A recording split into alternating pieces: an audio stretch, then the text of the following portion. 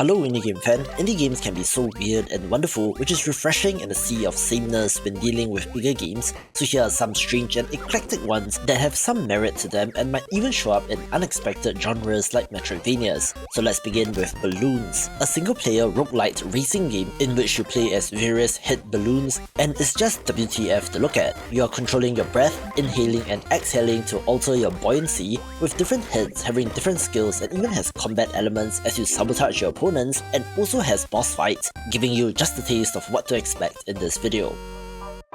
Moka Bafali, Suki Tula? Pak, Pawaki! Mokona? Mona! La.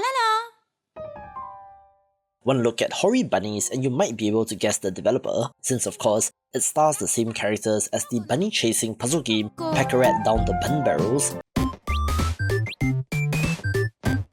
which is a hidden gem of August, but this time, it's a bunny breeding and management sim in which you're taking care of these fluffy pals and then selling them for profit. There's a genes system in which traits are passed down from parent to child, so you need to figure out how best to maximize their value, and it's perhaps beating Edmund Macmillan's Eugenics to the punch.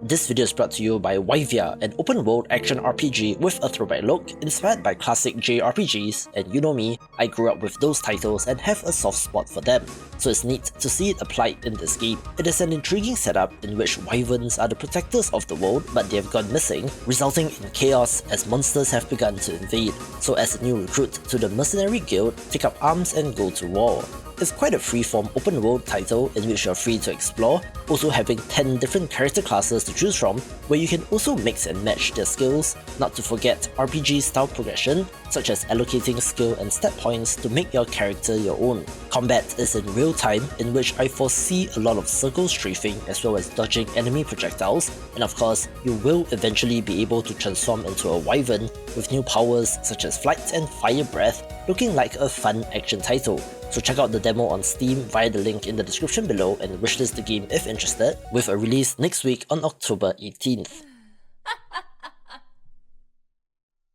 This next title launches soon and is a spin-off of a popular narrative game from 2022, in which Windy Meadow, a Road Warden Tale, is a slice-of-life visual novel that follows the lives of 3 characters, in which you are helping them to make critical decisions. Why I find this a little bit strange is that Road Warden has a very distinct pixel art style and colour palettes of yellow, purple and brown, but all of that is completely thrown out here, and while it is set in the same world, in the original you were the Road Warden, protecting innocents from zombies and bandits as they made their way through the world, but here it's just random characters, so I don't know about this one, but maybe they'll prove me wrong once again. An adorable looking game that seems very interesting as a concept is Communite, a wholesome, cozy multiplayer city builder game in which you work together with other players to create paradise. It's not the strangest, but it sure looks cute, and while on the surface it all seems friendly and adorable, it does have the potential for trolling and could end up in a strange spot.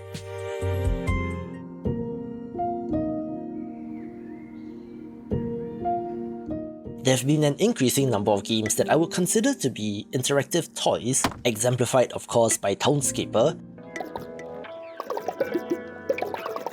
in which you're interacting with it like a game but does not have explicit goals or objectives, rather just having you mess around with it. Pardon my French, but Le Chateau is another similar entry in which you're building your own medieval kingdom in which you can choose the size and shape of it, and has an awesome isometric pixel art look.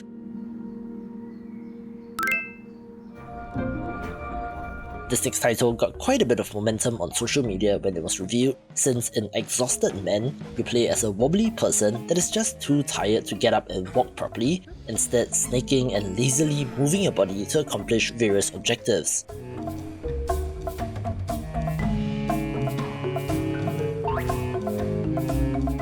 They did release a new gameplay trailer which shows the objective focus of the game, in which you're attempting to do various tasks on a checklist like picking up random objects in the room, moving your limbs a certain distance and more, where it's just wacky, physicsy fun and might just speak to you if you're constantly exhausted like me.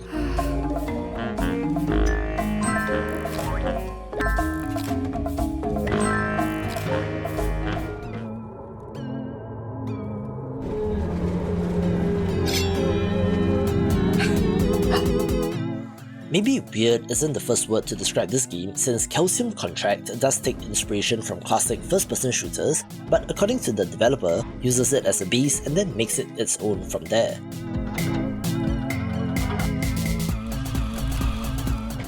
You play as a member of the Calcium Order, which are, as far as I can tell, Grim Reapers, having a contract with all living creatures in that they will die one day, but a strange serpentine creature refused, escaping and taking control of an island, so it's up to you to hunt it down. I think that this looks awesome and should have 20 levels, but it's launching next week, so try out the demo.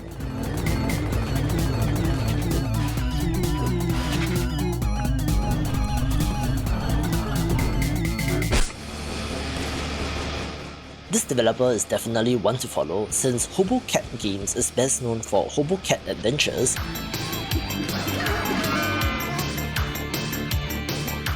a Souls-like title that I came across on Iron Pineapple's channel, and it's just a weird game, with the next project being Mortal Doom, a 3D platforming sports roguelike title with Survivor's influence, and that's a lot to unpack, so let's take it slow. You're riding around on a motorbike and pulling off sick tricks BMX style, but also have enemies swarming you on all sides as you traverse through these arenas, avoiding enemies, traps, hazards and enemy projectiles. Also having the Vampire Survivors style choice of 3 upgrades when you level up, and also a throwback PS1 era visuals, being a prime example of what I was referring to at the start of this video in terms of being weird.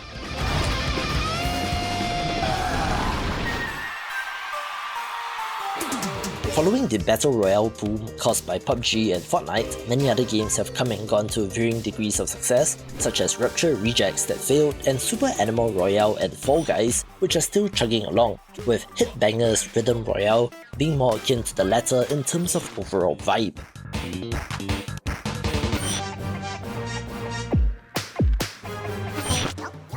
It's a competitive multiplayer rhythm game for 30 players, in which you're bopping your head to the beat to complete various challenges, having the now expected cosmetic customizations, and is also launching in Season 1, so I'm sure that they hope to be the next big thing in the space, but at least it's different.